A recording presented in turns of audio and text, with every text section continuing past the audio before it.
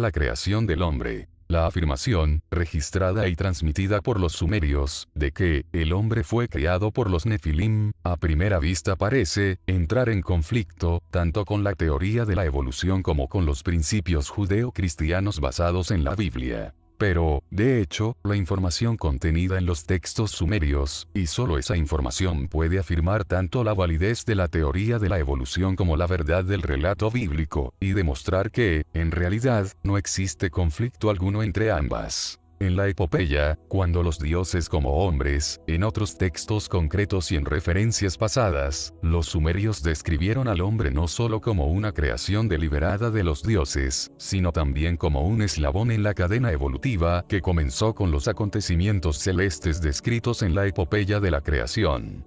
Sosteniendo la firme creencia de que la creación del hombre fue precedida por una era durante la cual solo los Nefilim estaban en la tierra, los textos sumerios registraron, caso por caso, por ejemplo, el incidente entre Enlil y Ninlil, los acontecimientos que tuvieron lugar cuando el hombre aún no había sido creado, cuando Nippur estaba habitado solo por los dioses.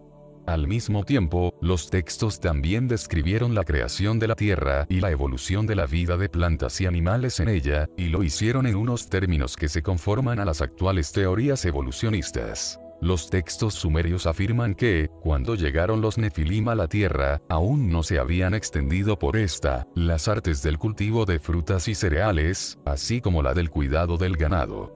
Del mismo modo, el relato bíblico sitúa la creación del hombre en el sexto día, o fase del proceso evolutivo. El libro del Génesis afirma también que, en un estado evolutivo anterior, ninguna planta estaba aún en el amplio campo sobre de la tierra, ninguna hierba que es plantada aún había crecido. Y el hombre no estaba todavía allí para trabajar el suelo. Todos los textos sumerios afirman que los dioses crearon al hombre para que hiciera el trabajo de ellos. Explicado en boca de Marduk, la epopeya de la creación da cuenta de la decisión. Engendraré un primitivo humilde. Hombre será su nombre. Crearé un trabajador primitivo. Él se hará cargo del servicio de los dioses, para que ellos puedan estar cómodos. Los términos que sumerios y acadios utilizaban para designar al hombre, hablan bien claro de su estatus y de su propósito. El hombre era un mu, que significa primitivo, un muamelu, que significa trabajador primitivo, un auilun, que significa obrero. Que el hombre hubiera sido creado para servir a los dioses no resultaba en absoluto en una idea chocante o extraña para los pueblos antiguos. En los tiempos bíblicos la divinidad era amo, señor, soberano, rey. La palabra que, normalmente, se traduce como culto, era, en realidad, abod, trabajo.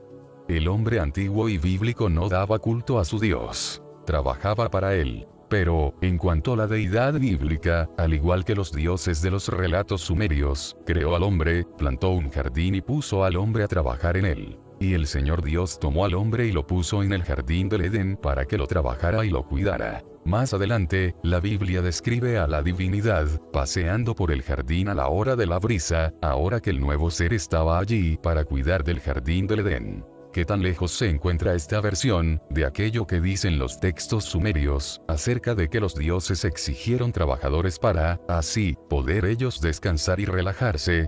En las versiones sumerias, la decisión de crear al hombre se adoptó en la Asamblea de los Dioses.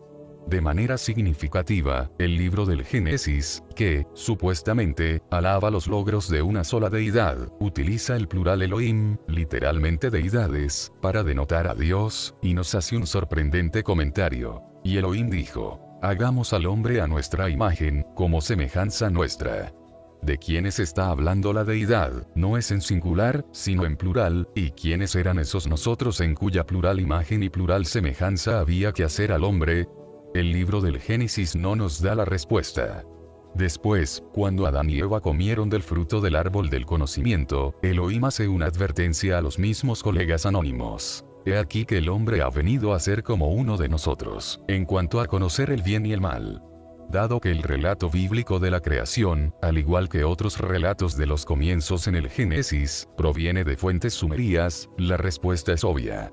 Al condensar los muchos dioses en una única deidad suprema, el relato bíblico no es más que una versión revisada de los informes sumerios sobre las discusiones en la asamblea de los dioses. El Antiguo Testamento se esfuerza por dejar claro que el hombre no era un dios ni era de los cielos.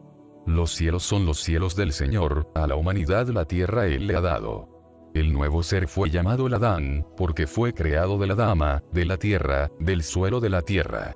En otras palabras, el Adán era el terrestre. Careciendo solo de cierto conocimiento, así como de un periodo de vida divino, el Adán fue creado en todos los demás aspectos a imagen, Selem, y semejanza, Dimut, de su, ese, creador, es. El uso de ambos términos en el texto se hizo para no dejar duda de que el hombre era similar a los Dios, es, tanto en lo físico como en lo emocional, en lo externo y en lo interno. En todas las antiguas representaciones artísticas de dioses y hombres, la semejanza física es evidente. Aunque la advertencia bíblica en contra de la adoración de imágenes paganas diera pie a la idea de que el dios hebreo no tenía imagen ni semejanza, el Génesis, al igual que otros informes bíblicos, atestigua todo lo contrario. El Dios de los antiguos hebreos se podía ver cara a cara, se podía luchar con él, se le podía escuchar y hablar. Tenía cabeza y pies, manos y dedos, incluso cintura. El Dios bíblico y sus emisarios parecían hombres y actuaban como hombres, porque los hombres fueron creados a semejanza de los dioses y actuaban como los dioses. Pero en esta cosa tan simple subyace un gran misterio. ¿De qué manera una nueva criatura pudo ser, física, mental y emocionalmente, una réplica virtual de los Nefilim? Realmente, ¿cómo fue creado el hombre? El mundo occidental hacía tiempo que estaba entregado a la idea de que, creado deliberadamente, el hombre había sido puesto en la tierra para someterla y ejercer su dominio sobre todas las demás criaturas. Después, en noviembre de 1859, un naturalista inglés llamado Charles Darwin publicó un tratado llamado Sobre el origen de las especies mediante la selección natural o la preservación de razas favorecidas en la lucha por la vida. Resumiendo cerca de 30 años de investigación, el libro añadía, a los conceptos previos sobre la evolución natural, la idea de una selección natural como consecuencia de la lucha de todas las especies, tanto de plantas, como de animales, por la existencia. El mundo cristiano ya se había llevado un golpe cuando, desde 1788 en adelante, destacados geólogos habían comenzado a expresar su creencia de que la Tierra tenía una gran antigüedad, mucho mayor que la de los más o menos 5500 años del calendario hebreo. Pero lo explosivo del caso no fue el concepto de evolución como tal. Historiadores anteriores ya habían observado este proceso, y los historiadores griegos del siglo IV a.C. ya habían recopilado datos sobre la evolución de la vida animal y vegetal. El terrible bombazo de Darwin consistió en la conclusión de que todos los seres vivos, incluido el hombre, eran producto de la evolución. El hombre, en contra de la creencia sostenida entonces, no había sido generado espontáneamente. La reacción inicial de la Iglesia fue violenta. Pero, a medida que los hechos científicos concernientes a la verdadera edad de la Tierra, la evolución, la genética y otros estudios biológicos y antropológicos salían a la luz, las críticas de la Iglesia iban enmudeciendo. Parecía que, al final, las mismísimas palabras del Antiguo Testamento hacían indefendible el relato del Antiguo Testamento. Pues, ¿cómo iba a decir un Dios que no tiene cuerpo y que está universalmente solo? Hagamos al hombre a nuestra imagen, como semejanza nuestra. Pero, ¿realmente, no somos más que simios desnudos? ¿Es que el mono no está más allá de la distancia de un brazo, evolutivamente hablando? ¿Es que la musaraña arborícola es un ser humano, que aún no se pone de pie, ni ha perdido la cola? Como ya mostramos al comienzo de este libro, los científicos modernos van a tener que cuestionarse las teorías simples. La evolución puede explicar el curso general de los acontecimientos que han hecho que la vida y las formas de vida se desarrollen en la Tierra, desde la más simple criatura unicelular hasta el hombre.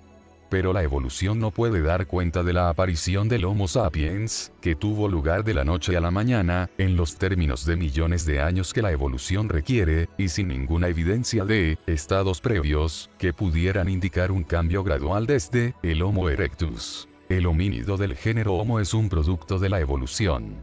Pero el Homo sapiens es el producto de un acontecimiento repentino, revolucionario. Apareció inexplicablemente hace unos 300.000 años, millones de años demasiado pronto. Los expertos no tienen explicación para esto. Pero nosotros sí. Los textos sumerios y babilonios sí que la tienen. Y el Antiguo Testamento también. El Homo sapiens, el hombre moderno, fue creado por los antiguos dioses. Afortunadamente, los textos mesopotámicos hacen una clara exposición del momento en que fue creado el hombre.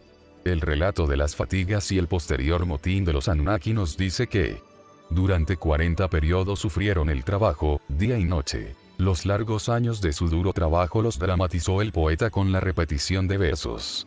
Durante 10 periodos sufrieron el duro trabajo. Durante 20 periodos sufrieron el duro trabajo. Durante 30 periodos sufrieron el duro trabajo. Durante 40 periodos sufrieron el duro trabajo. El antiguo texto usa el término ma para decir periodo, y la mayoría de los expertos lo han traducido por año. Pero el término connotaba algo que se completa y, después, se repite. Para los hombres de la Tierra, un año equivale a una órbita completa de la Tierra alrededor del Sol. Pero, como ya hemos demostrado, la órbita del planeta de los Nefilim equivalía a un shar, o 3.600 años terrestres. 40 shar, o 144.000 años terrestres, después de su llegada, fue cuando los Anunnaki dijeron, basta. Si los Nefilim llegaron a la Tierra, tal como hemos concluido, hace alrededor de 450.000 años, la creación del hombre debió tener lugar hace unos 300.000 años. Los Nefilim no crearon a los mamíferos, a los primates o a los homínidos. El Adán de la Biblia no era el género Homo, sino el ser que es nuestro antepasado, el primer Homo sapiens. Lo que los Nefilim crearon es el hombre moderno, tal como lo conocemos. La clave para comprender este hecho crucial se encuentra en el relato en el que despiertan a Enki para informarle que los dioses han decidido formar un Adamu, y que su tarea consiste en buscar la forma de hacerlo. A todo esto, responde Enki, la criatura cuyo nombre pronunciáis, existe. Y añade, sujetad sobre ella, sobre la criatura que ya existe, la imagen de los dioses. Aquí, por tanto, se encuentra la respuesta al enigma. Los Nefilim no crearon al hombre de la nada. Más bien, tomaron una criatura que ya existía y la manipularon para sujetar sobre ella la imagen de los dioses. El hombre es el producto de la evolución. Pero el hombre moderno, el Homo sapiens, es el producto de los dioses. Pues, en algún momento, hace alrededor de 300.000 años, los Nefilim cogieron a un hombre simio, Homo erectus, y le implantaron su propia imagen y semejanza. No hay ningún conflicto entre la evolución y los relatos de la creación del hombre del Oriente Próximo. Más bien, se explican y se complementan uno a otro. Pues, sin la creatividad de los Nefilim, el hombre moderno se encontraría aún a millones de años de distancia en su árbol evolutivo. Remontémonos en el tiempo e intentemos visualizar las circunstancias y los acontecimientos, tal como se revelaron. La gran etapa interglacial, que comenzó hace alrededor de 435.000 años, y su clima cálido hicieron que proliferara el alimento y los animales. También aceleró la aparición y la expansión de un avanzado simio de aspecto humano, el Homo erectus. Cuando los Nefilim observaran toda esta fauna, no solo verían a los mamíferos predominantes sino también a los primates, entre los cuales estarían esos simios de aspecto humano. Y existe la indudable posibilidad de que algunas de esas bandas de Homo erectus que iban de aquí para allá, se sintieran fascinadas y se acercaran a observar los objetos ardientes que se elevaban en el cielo. Incluso es muy posible que los Nefilim observaran, encontraran, e, incluso, capturaran, a algunos de estos interesantes primates. Que los Nefilim y los simios de aspecto humano se conocieron es algo que viene atestiguado por varios textos antiguos. Un relato sumerio, que trata de los tiempos primordiales, afirma: cuando la humanidad fue creada, no sabían nada sobre comer pan, y no sabían nada sobre ponerse prendas de vestir. Comían plantas con la boca, como la oveja. Bebían agua de una zanja. En la epopeya de Gilgamesh se describe también a este ser humano medio animal. Aquí se nos dice el aspecto que tenía Enkidu, el nacido en las estepas, antes de civilizarse. Peludo es todo su cuerpo, dotado en la cabeza con una melena como la de una mujer. No sabe nada de gente ni de tierra. Su atuendo es como el de uno de los campos verdes. Come hierba con las gacelas. Con las bestias salvajes se junta en el abrevadero. Con las prolíficas criaturas en el agua su corazón se deleita. El texto acadio no solo describe a un hombre de aspecto animal, también habla de un encuentro con tal ser. Entonces, un cazador, uno que pone trampas, se puso frente a él en el abrevadero. Cuando el cazador lo vio, su cara se quedó inmóvil. La inquietud tocó su corazón, su rostro se ensombreció, pues la angustia había entrado en su vientre. En el cazador había algo más que temor, tras contemplar al salvaje, a ese bárbaro de las profundidades de la estepa. Pues ese salvaje se entrometía también en los asuntos del cazador. Él rellenaba los hoyos que yo había cavado, desmontaba las trampas que yo había puesto. Las bestias y las criaturas de la estepa había hecho que se me escaparan de entre las manos. No podemos pedir una descripción mejor de un hombre simio. Un nómada vagabundo peludo que ni sabe de gente ni de tierra, vestido con hojas, como uno de los campos verdes, comiendo hierba y viviendo entre animales. Sin embargo, no carece de cierta inteligencia, pues sabe cómo desmontar las trampas y rellenar los hoyos del cazador. En otras palabras, protegía a sus amigos animales, evitaba que fueran capturados por los cazadores alienígenas. Se han encontrado muchos sellos cilíndricos que representan a este hombre simio peludo entre sus amigos animales. Entonces, ante la necesidad de mano de obra, y resueltos a conseguir un trabajador primitivo, los Nefilim pensaron en una solución a la medida: domesticar al animal adecuado. El animal estaba disponible, pero el Homo erectus planteaba un problema. Por una parte, era demasiado inteligente y salvaje como para convertirse, así, por las buenas, en una dócil bestia de trabajo. Por otra parte, no se adecuaba realmente al trabajo requerido.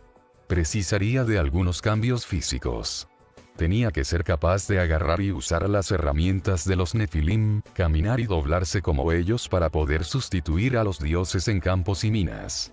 Tenía que disponer de un cerebro mejor, no como el de los dioses, pero sí lo suficientemente bueno como para comprender las palabras, las órdenes y las tareas que se le asignaran.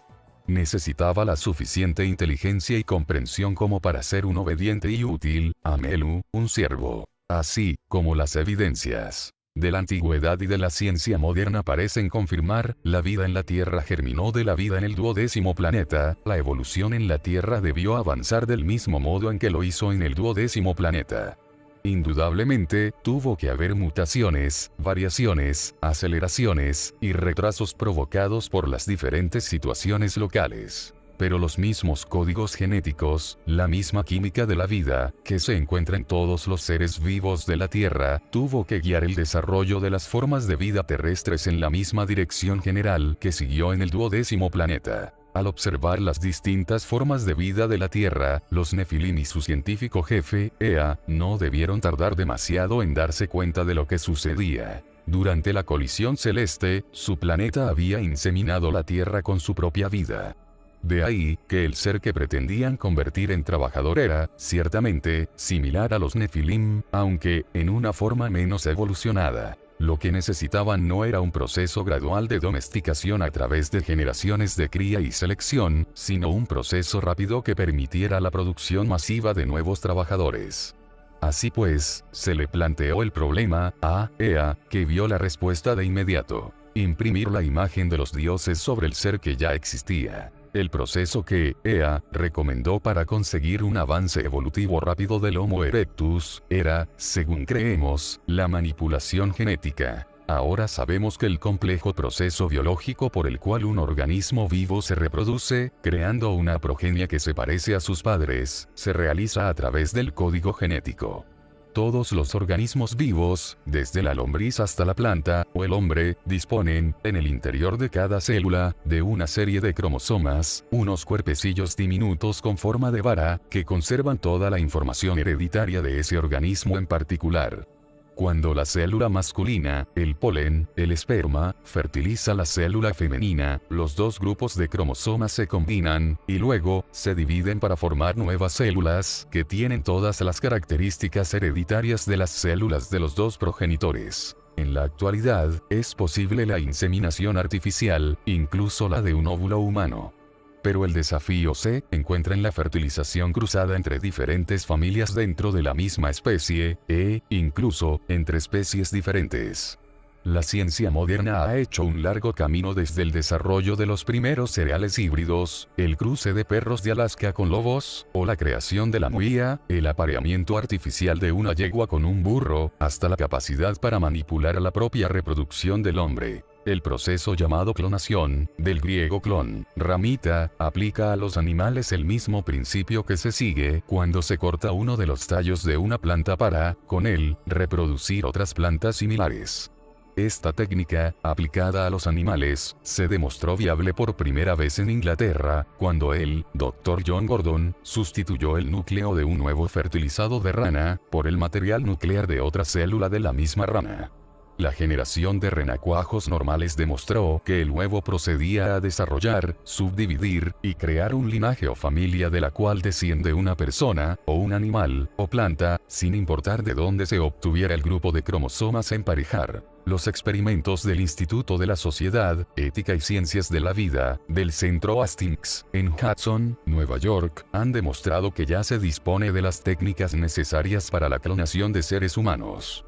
En estos momentos, es posible tomar el material nuclear de cualquier célula humana, no necesariamente de los órganos sexuales, introduciendo sus 23 pares de cromosomas completos en el óvulo femenino, concebir y dar a luz a una persona predeterminada. En la concepción normal, los cromosomas del padre y de la madre se mezclan para, después, dividirse y concluir en los 23 pares de cromosomas, en un proceso de combinaciones fortuitas. Pero, en la clonación, la descendencia es una réplica exacta de un grupo de cromosomas que no se ha dividido. Poseemos ya, según el Dr. Willard Gailin, el tremendo conocimiento para hacer copias exactas de seres humanos, un número ilimitado de Hitlers, Mozarts, o Einsteins, si hubiéramos preservado sus núcleos celulares. Pero el arte de la ingeniería genética no se limita a un proceso. Investigadores de muchos países han perfeccionado un proceso llamado fusión celular que hace posible fundir células en vez de combinar cromosomas dentro de una única célula. Como resultado de este proceso, células de diferentes procedencias se pueden fundir en una supercélula, conservando dentro de sí misma los dos núcleos y una doble serie de cromosomas emparejados. Cuando esta célula se divide, la mezcla de núcleos y cromosomas se puede dividir según un modelo diferente al de cada célula antes de la fusión. El resultado puede ser el de dos nuevas células, cada una de ellas genéticamente completa, pero cada una con una nueva serie de códigos genéticos, completamente trastocados con relación a los que había en las células de los progenitores. Esto significa que las células de lo que, hasta ahora, eran organismos vivos incompatibles, por ejemplo, las de un pollo y las de un ratón, se pueden fundir para formar células nuevas con nuevas mezclas genéticas que producirán animales nuevos, que no serán ni pollos ni ratones, tal como los conocemos. Aún más refinado, el proceso nos puede permitir también la selección de las características o rasgos de una forma de vida que se pretenden impartir a la célula combinada o fusionada. Esto está llevando al desarrollo del amplio campo de los trasplantes genéticos. Ahora es posible extraer de determinadas bacterias un gen específico e introducirlo en una célula animal o humana, dándole a la descendencia una característica añadida. Deberíamos suponer que los Nefilim que eran capaces de realizar viajes espaciales hace unos 450.000 años, debían de estar igualmente avanzados en el campo de las ciencias de la vida, si comparamos su situación con la nuestra de hoy en día. También deberíamos suponer que conocían las distintas alternativas, por las cuales, combinar dos grupos de cromosomas preseleccionados, para obtener un resultado genético predeterminado. Y que, si los procesos eran similares a la clonación, a la fusión celular, al trasplante genético, u otro método desconocido para nosotros todavía, ellos debían conocer estos procesos y podrían llevarlos a cabo no solo en un cilindro de laboratorio, sino también en organismos vivos. Existe una referencia a estas mezclas de dos fuentes de vida en los textos antiguos.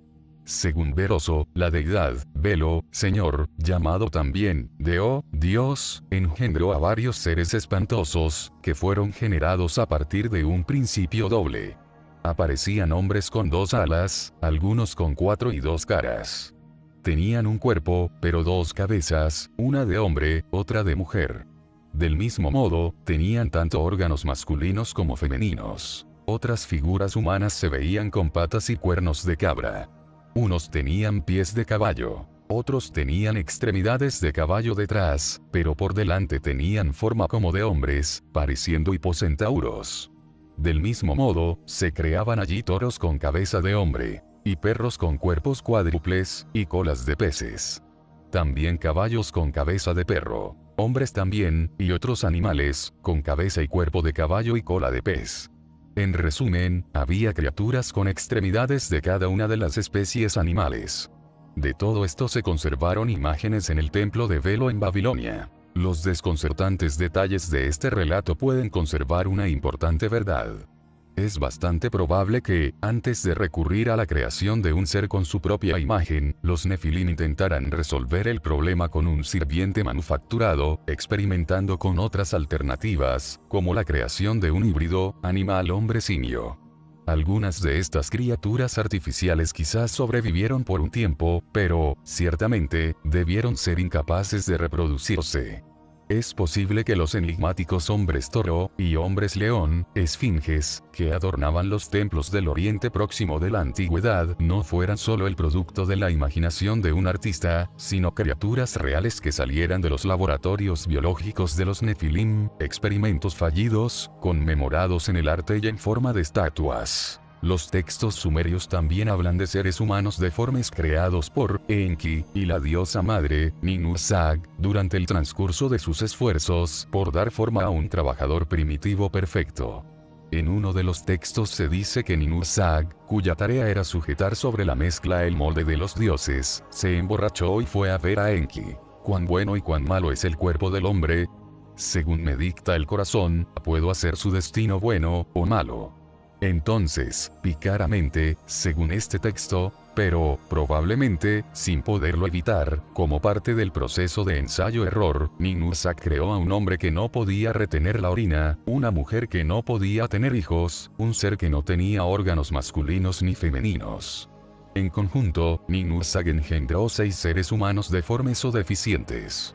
A Enki se le consideró responsable de la creación imperfecta de un hombre de ojos débiles y manos temblorosas, enfermo del hígado y con deficiencias cardíacas, así como de otro con enfermedades relacionadas con la vejez, etc. Pero, por fin, se logró el hombre perfecto, al que Enki llamó Adapa, y la Biblia lo llamó Adán, y nuestros expertos, Homo sapiens. Este ser era tan similar a los dioses que, en un texto, se llega incluso al punto de decir que la diosa madre le dio a su criatura, el hombre, una piel como la piel de un dios, un cuerpo suave y sin pelo, bastante diferente del peludo hombre simio. Con este producto final, los Nefilim fueron genéticamente compatibles con las hijas del hombre, y pudieron casarse con ellas, y tener hijos de ellas. Pero tal compatibilidad solo podría darse si el hombre se hubiera desarrollado a partir de la misma simiente de vida, como los Nefilim. Y, ciertamente, esto es lo que los antiguos textos intentaban decir. El hombre, tanto en el concepto mesopotámico como en el bíblico, estaba hecho de la mezcla de un elemento divino, la sangre de un dios, o la esencia de su sangre, y de la arcilla de la tierra. Y la verdad es que, el término, Lulu, que se le aplicaba al hombre, aunque llevando el sentido de primitivo, significaba literalmente, aquel que ha sido mezclado. Habiéndole pedido que diera forma a un hombre, la diosa madre se lavó las manos, tomó un pellizco de arcilla, lo mezcló en el campo. Resulta fascinante observar aquí las precauciones higiénicas que tomó la diosa. Se lavó las manos. Nos encontramos también estos procedimientos clínicos en otros textos de la creación. El uso de arcilla terrestre mezclada con sangre divina, para crear el prototipo del hombre, está firmemente establecido en los textos mesopotámicos. En uno de ellos, donde se cuenta cómo se le pidió a Enki que efectuara una gran obra de sabiduría, de saber hacer científico, afirma que Enki no tuvo grandes problemas en llevar a cabo la tarea de elaborar servidores para los dioses. Se puede hacer, anunció. Y, después, dio estas instrucciones a la diosa madre. mezcla a un corazón la arcilla del fundamento de la tierra, justo por encima del Apsu, y dale la forma de un corazón. Yo proporcionaré buenos e inteligentes dioses jóvenes que llevarán esa arcilla hasta el estado adecuado. El segundo capítulo del Génesis ofrece esta versión técnica. Y Yahvé, Elohim, formó el Adán de la arcilla del suelo, y él sopló en sus narices el aliento de vida, y el Adán se convirtió en un alma viviente. El término hebreo que se traduce, normalmente, como alma es, nepesh, ese, esquivo espíritu que anima a la criatura viva, y que parece que la abandone cuando muere. No por casualidad, el Pentateuco, los 5 primeros libros del Antiguo Testamento, exhorta una y otra vez contra el derramamiento de sangre humana y la ingestión de sangre animal, porque la sangre es el nepesh. Las versiones bíblicas de la creación del hombre equiparan de este modo nepesh, espíritu, alma y sangre. El Antiguo Testamento ofrece otra pista sobre el papel de la sangre en la creación del hombre.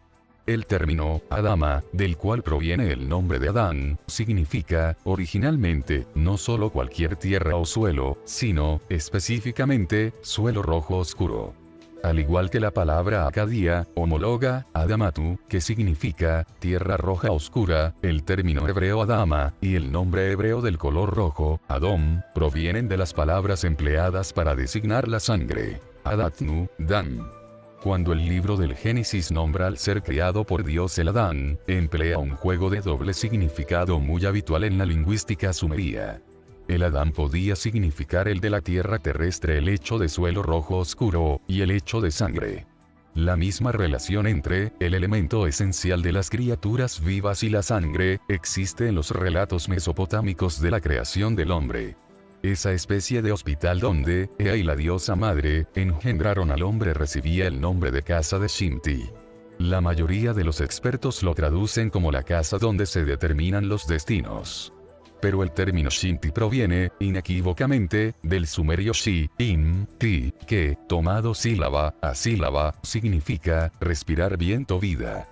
Así pues, Bit Shinti significaría literalmente la casa donde el viento de la vida se respira, lo cual es, virtualmente, idéntico a la afirmación bíblica. Lo cierto es que la palabra Acadía que se empleó en Mesopotamia para traducir el sumerio Shi, In, Ti, fue Napishtu, el homólogo exacto del término bíblico Nepesh.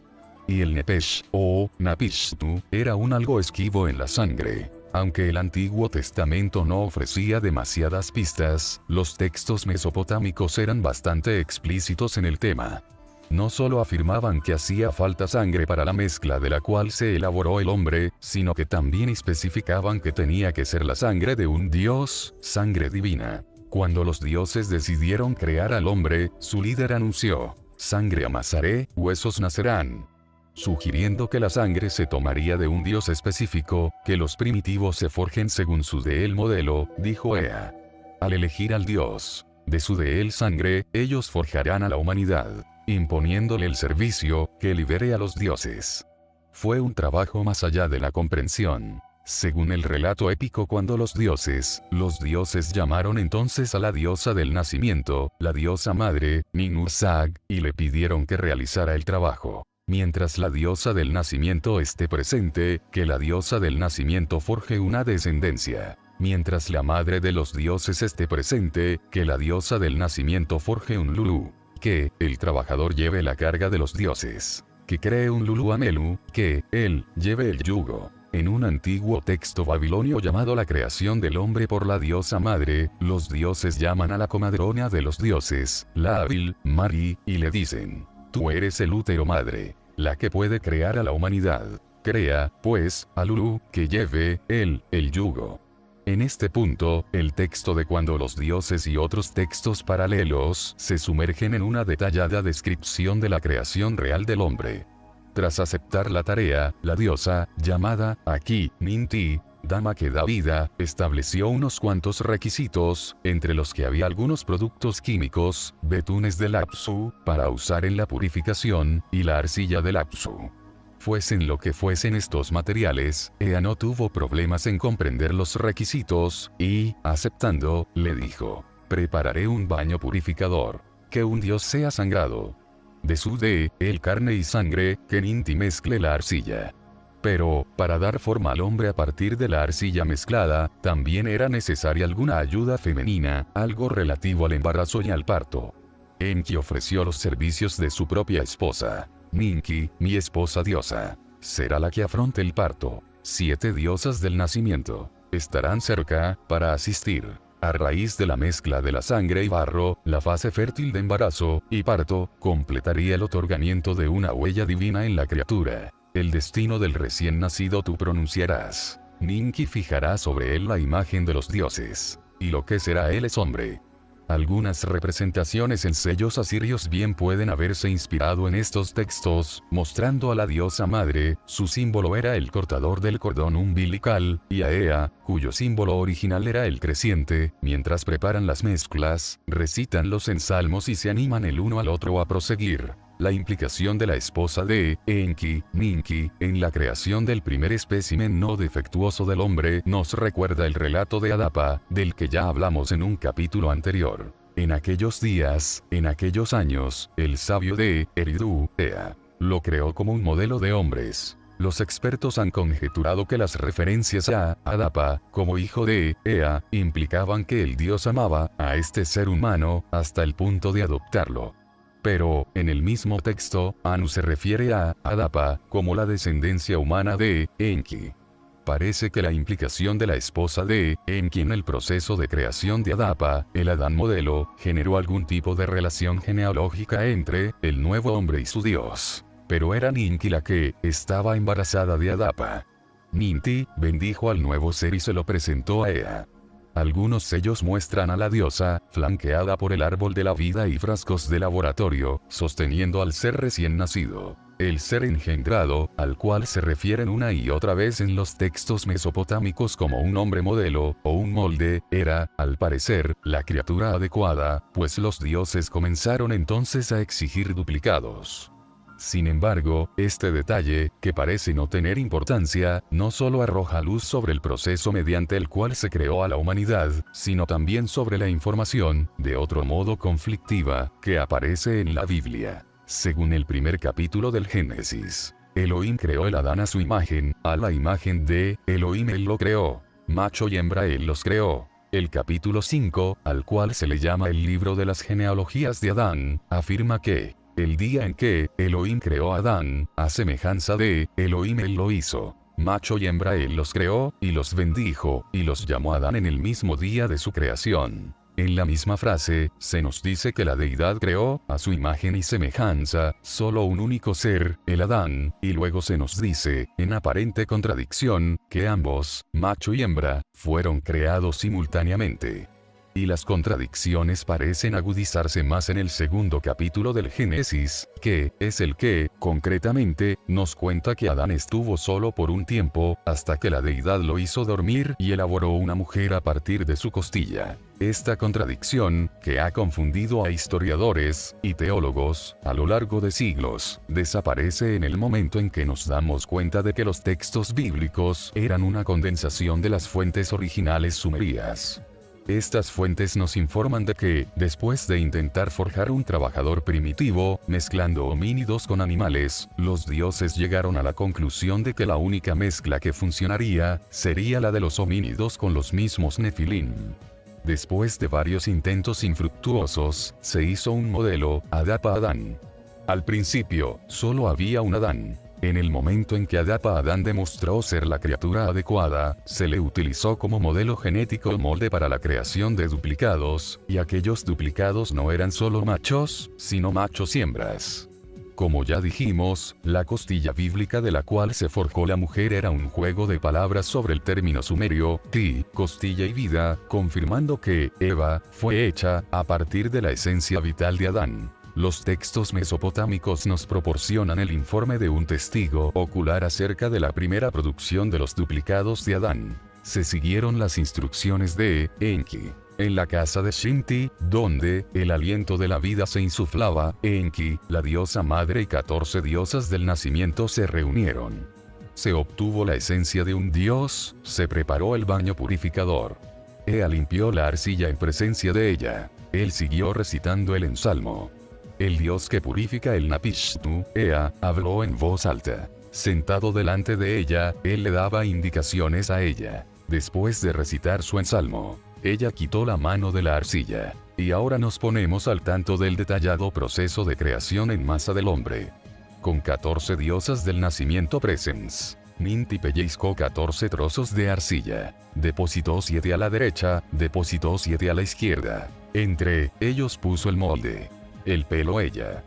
El cortador del cordón umbilical. Es evidente que las diosas del nacimiento se dividieron en dos grupos. El sabio y el historiador, 2 veces, 7 diosas del nacimiento había reunido, sigue, explicando el texto. En sus úteros la diosa madre depositó la arcilla mezclada. Hay indicio de una intervención quirúrgica, la eliminación o afeitado del vello púbico, la preparación de un instrumento quirúrgico, un cortador. Ahora, no había más que esperar. Las diosas del nacimiento se mantuvieron juntas. Ninti se sentó a contar los meses. El fatídico 10º mes se acercaba. El 10º mes llegó. El periodo para que se abriera el útero había transcurrido. El rostro de ella irradiaba comprensión. Se cubrió la cabeza, llevó a cabo la obstetricia. Se ajustó la cintura, pronunció la bendición. Ella sacó una forma. En el molde había vida. Parece ser que el drama de la creación del hombre se compuso con un nacimiento posterior. La mezcla de arcilla y sangre se utilizó para provocar sendos embarazos en 14 diosas del nacimiento. Pero pasaron los 9 meses y el 10º mes comenzó. El periodo para que se abriera el útero había transcurrido. Comprendiendo lo que había que hacer, la diosa madre llevó a cabo la obstetricia. En un texto paralelo, a pesar de estar fragmentado, se ve con más claridad que la diosa madre tuvo que recurrir a algún tipo de operación quirúrgica. Ninti cuenta los meses. Al destinado 10º mes llamaron. La dama cuya mano abre llegó. Con él, ella abrió el útero. Su rostro brilló de alegría. Su cabeza fue cubierta. Hizo una abertura. Lo que estaba en el útero salió. Abrumada de alegría, la diosa madre dejó escapar un grito. Yo he creado. Mis manos lo han hecho. ¿Cómo se logró la creación del hombre? En el texto de Cuando los dioses hay un pasaje cuyo objetivo era explicar por qué la sangre de un dios tenía que mezclarse con la arcilla. El divino elemento requerido no era la goteante sangre de un dios, sino algo más básico y duradero. El dios que fue seleccionado, nos cuentan, tenía, ma, un término que las destacadas autoridades sobre este texto, Wilfred George Lambert y Alan Ralph Millard, de la Universidad de Oxford, traducen como personalidad. Pero el término antiguo es mucho más específico, pues significa literalmente, aquello que alberga eso que ata la memoria. Y, lo que, es más, el mismo término aparece, en la versión acadía como, etenu, que se traduce como espíritu. En ambos casos, se trata de algo en la sangre del dios, que era el repositorio de su individualidad. Tenemos la certidumbre de que todo esto no eran más que distintas maneras de decir que lo que buscaba Ea, cuando sometió la sangre del dios a una serie de baños purificadores, eran los genes del dios. También se nos explica el propósito de la mezcla del elemento divino con el terrestre. En la arcilla, el dios y el hombre se atarán, a la unidad serán llevados juntos. De manera que, hasta el final de los días, la carne y el alma, que en un dios ha madurado, esa alma en un parentesco de sangre está atada. Como su señal la vida proclamará. De manera que esto no se olvide, que el alma en un parentesco de sangre está atada. Son palabras mayores, pero poco comprendidas por los historiadores. El texto afirma que la sangre del dios se mezcló en la arcilla de manera que ató al dios y al hombre genéticamente hasta el final de los días, de modo que la carne, imagen, y el alma, semejanza, de los dioses quedaría impresa sobre el hombre en un parentesco de sangre que nunca se podrá romper. La epopeya de Gilgamesh dice que, cuando los dioses decidieron crear un doble para el emparte divino Gilgamesh, la diosa madre mezcló arcilla con la esencia del dios Ninurta. Más tarde, en el texto, la mítica fuerza de Enkidu se atribuye a que tiene, en él la esencia de Anu, un elemento que adquirió a través de Ninurta, nieto de Anu. La palabra acadía, Kisir, se refiere a una esencia, una concentración que poseían los dioses de los cielos. Erich Evelyn resumió sus esfuerzos por comprender el significado exacto de Kisir, afirmando que como esencia, o algún otro matiz del término, podía aplicarse bien a las deidades, así como en los proyectiles del cielo. Ephraim Avigdor Speiser se mostró de acuerdo con que la palabra implicaba también algo que bajó del cielo, y dijo que llevaba una connotación, como si estuviese indicado utilizar el término en contextos relacionados con la medicina. Volvemos a una simple y única palabra en la traducción: gen. Las evidencias de los textos antiguos, tanto mesopotámicos como bíblicos, sugieren que el proceso adoptado para mezclar las dos series de genes, los de un dios y los del Homo erectus, implicaba el uso de genes masculinos como elemento divino y de genes femeninos como elemento terrestre. Después de repetir una vez más que la deidad creó a Adán a su imagen y semejanza, el libro del Génesis relata después el nacimiento de Set, el hijo de Adán, con las siguientes palabras: y Adán vivió 130 años, y tuvo un descendiente, a su semejanza y según su imagen. Y le puso por nombre Set. La terminología es idéntica a la usada para describir la creación de Adán por la deidad. Pero Set fue, ciertamente, hijo de Adán, según un proceso biológico, la fertilización de un huevo femenino con el esperma masculino de Adán, con la consiguiente concepción, embarazo y parto.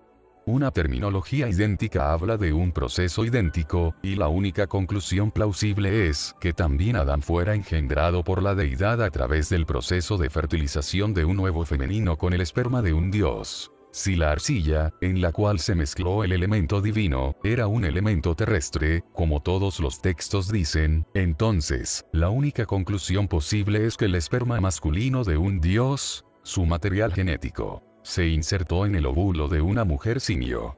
El término acadio para la arcilla, o más bien, arcilla de moldear, es la palabra tit. Pero su ortografía original era tit, aquello que está con vida. En hebreo, tit significa barro, pero su sinónimo es be, que comparte raíz con bia, pantano, y bea, huevo. La historia de la creación está repleta de juegos de palabras. Ya hemos visto el doble y el triple significado de Adán, Adama, Adamtu, Dan. El epíteto para la diosa madre, Ninti, que significa tanto dama de la vida como dama de la costilla. ¿Por qué no, entonces, bovia bea, arcilla barro huevo, como un juego de palabras para el óvulo femenino? El óvulo de una hembra de Homo erectus, fertilizado con los genes de un dios, se implantó posteriormente en el útero de la esposa de Ea. Y, después de obtenido el modelo, se implantaron duplicados de esto en los úteros de las diosas del nacimiento, para someterse al proceso de embarazo y parto. El sabio historiador, a 2 veces 7 diosas del nacimiento había reunido. 7 engendraron varones. 7 engendraron hembras. La diosa del nacimiento engendró el viento del aliento de vida. En pares fueron completados. En pares fueron completados en presencia de ella. Las criaturas eran personas. Criaturas de la diosa madre. El Homo sapiens había sido creado. Las leyendas y los mitos antiguos, la información bíblica y la ciencia moderna también son compatibles en un aspecto más. Al igual que los descubrimientos de los antropólogos modernos, de que el hombre evolucionó y emergió en el sudeste de África, los textos mesopotámicos sugieren que la creación del hombre tuvo lugar en el Apsu, en el mundo inferior, donde se encontraba el país de las minas. Junto con Adapa, el modelo del hombre, algunos textos mencionan a la sagrada Amamá, la mujer de la tierra, cuya morada estaba en el Apsu. En el texto de la creación del hombre, Enki le da las siguientes instrucciones a la diosa madre. Mezcla a un corazón la arcilla del fundamento de la tierra, justo por encima del Apsu. En un himno a las creaciones de Ea, que el Apsu modeló como su morada, se dice: el divino Ea en el Apsu tomó un pellizco de arcilla. Creó a Kuya para restaurar los templos. El himno prosigue haciendo una relación de los especialistas en la construcción, así como de los encargados de los abundantes productos de la montaña y el mar, que fueron creados por Ea. Todos, se infiere, a partir de trozos de arcilla pellizcadas en el Apsu, el país de las minas, en el mundo inferior. Los textos dejan suficientemente claro que, aunque Ea construyó una casa de ladrillo junto al agua, en Eridu, en el Apsu construyó una casa adornada con plata y piedras preciosas. Fue allí donde su criatura, el hombre, tuvo su origen. el señor de Lapsu, el rey Enki. Construyó su casa de plata y lapislázuli. De plata y lapislázuli, como luz centelleante, el padre forjó convenientemente en el Apsu. Las criaturas de semblante brillante, surgiendo del Apsu, puso en pie por todas partes, el señor Nudimud. Uno puede llegar a la conclusión, a partir de los distintos textos, de que la creación del hombre provocó una escisión entre los dioses. Parece que al menos al principio los nuevos trabajadores primitivos se restringieron al país de las minas. Como consecuencia de eso, a los Anunnaki que estaban trabajando duramente en Sumer, se les negaron los beneficios de la nueva mano de obra. Un desconcertante texto al que historiadores llaman el mito de la piqueta, es de hecho, la crónica de los acontecimientos por los cuales los Anunnaki que estaban en Sumer, bajo el mando de Enlil, consiguieron su justa parte de gente de cabeza negra. Intentando restablecer el orden normal, Enlil tomó una decisión extrema. La de cortar los contactos entre el cielo, el 12º planeta o las naves espaciales, y la Tierra, y lanzó una acción drástica contra el lugar donde la carne brotaba. El señor, lo que es apropiado, hizo que sucediera. El señor Enlil, cuyas decisiones eran inalterables, verdaderamente se apresuró a separar el cielo de la Tierra para que los creados pudieran salir. Verdaderamente se apresuró a separar la Tierra del cielo. En el enlace cielo-tierra hizo un corte, para que los creados pudieran subir desde el lugar donde carne brotaba. Contra el país de la piqueta y la cesta, Enlil forjó un arma maravillosa llamada Alani, hacha que genera poder. Esta arma tenía un diente que, como un buey de un solo cuerno, podía atacar y destruir grandes murallas. Según las descripciones, debió ser una especie de taladradora gigante, montada sobre una especie de tractor, que aplastaba todo lo que se le ponía por delante. La casa que se rebela contra el Señor, la casa que no se somete al Señor, el Alami la hace someterse al Señor. Del mal, las cabezas de sus plantas aplastan. Arranca hasta la raíz, rompe hasta la cúspide. Armando su artefacto con un rasgador de tierra, Enlil lanzó su ataque. El Señor hizo sacar el Alani, le dio sus órdenes. Puso el rasgador de tierra como corona en la cabeza, y lo metió en el lugar donde carne brotaba. En el agujero estaba la cabeza de un hombre. Desde el suelo, la gente se abría paso hacia Enlil. Él miró a sus cabezas negras con aspecto resuelto. Agradecidos, los Anunnaki hicieron sus solicitudes ante la llegada de los trabajadores primitivos, y no perdieron tiempo en ponerlos a trabajar. Los Anunnaki subieron hacia él. Levantaron las manos recibiéndolo. Aplacaron el corazón de Enlil con oraciones. Cabezas negras le pedían. A las personas de cabeza negra, les hicieron coger la piqueta. Del mismo modo, el libro del Génesis transmite la información de que el Adán fue creado en algún lugar al oeste de Mesopotamia para, después, ser llevado al este, a Mesopotamia, para trabajar en el jardín del Edén. Y la deidad Yahvé plantó un huerto en Edén, en el este. Y tomó al Adán, y lo puso en el jardín del Edén, para que lo trabajara y lo cuidara.